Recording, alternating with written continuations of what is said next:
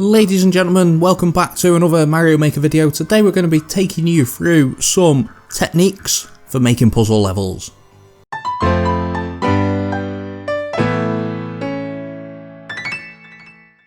So the first thing that we're looking at is an infinite P-switch timer. You can see now the P-switch is spawning from the pipe and it's hitting the muncher. The muncher will set off the P-switch indefinitely unless we kill it with a POW.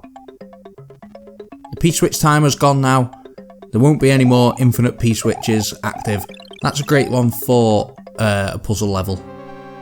Next up, you can see the bomb and the mushroom have both spawned from the pipe.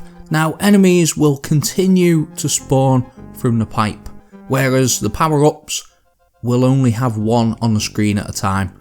So as soon as I get that power-up, we'll get another one spawning, and that'll keep happening. But if we leave it there, let's get it, and let's leave that one there. You can see that power-up will stay spawned. We'll only get the one. Now that makes for some really good puzzle levels if you've got a sort of a power-up detector, maybe. Maybe you want to detect if the player's got a power-up or not, you can use something like this. Next thing I want to take a look at is that POWs detonate if they're on top of a block that gets blown up. You can see the POW detonated there. When a bomb explodes next to the blocks, it will only blow up 2 blocks. You can see that it's got 2 left. Whereas, if we blow up a block while holding the bomb, it will blow up 3 blocks. And that extends the radius by 1. Now you can also blow up question blocks. You can blow up ice. I don't need to show you all them blowing up. You can blow up ice and you can blow up breakable blocks. You can also blow up invisible blocks. We've got there and there. Now, if you put a vine inside an invisible block, it will turn invisible again when you reload the area, whereas a normal invisible block will not. So it's only vines that have this respawn ability. And they will also respawn if you blow them up. You can see that that respawns straight away. Whereas the other block, we took a hit there, the other block will not respawn. That is gone.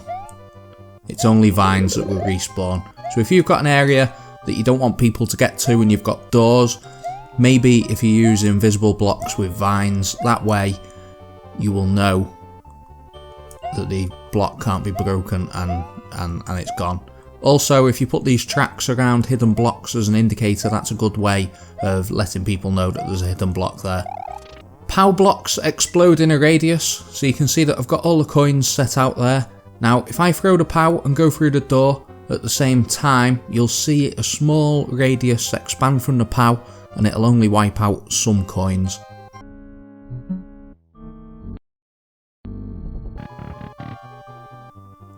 Like that. Whereas if I just throw the POW, it'll break all the coins. While we're on the subject of coins, you can see that the Goombas spawned there, even though that there's coin blocks. So if I hit the P-switch and then go through the door, that will stop the enemies spawning, that will block the enemies. That's called spawn blocking. If you see that in Reddit or on Discord or anything like that and people are talking about spawn blocking, that is what it's called. Now if we take out a couple of coins, not that many. If we take out them 2 and that one and do the same, you'll be able to see now that the Goombas spawn just like that. So that is called spawn blocking. The next mechanic is that you can put these little guys back in the shell once they've come out the shell. You'll get a second of animation there where they shake, and now the guy is back in the shell. So that's really useful if you want to transfer the guy somewhere else. What we can do with Koopa Troopers, and you don't see a lot of people talking about it, is you can change the state of them. So that guy will go into the red shell and he becomes a red Koopa. And now we've got 2 red Koopa Troopers running back and 2. And then we can put him back into the green shell and he comes out as a green guy. So that makes for really good puzzle levels as well, because the red Koopa Troopers, as you can see, walk back and two on platforms, whereas the green ones will walk off. So there we have it guys, there's a quick video showcasing some puzzle tips, some unique features there that you can use in your puzzle levels.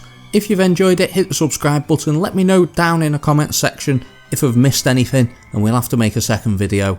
I'm sure that there'll be quite a few things that we've missed, especially with you guys, how clever you are with the puzzle levels. Thanks for watching guys, and as always, take care.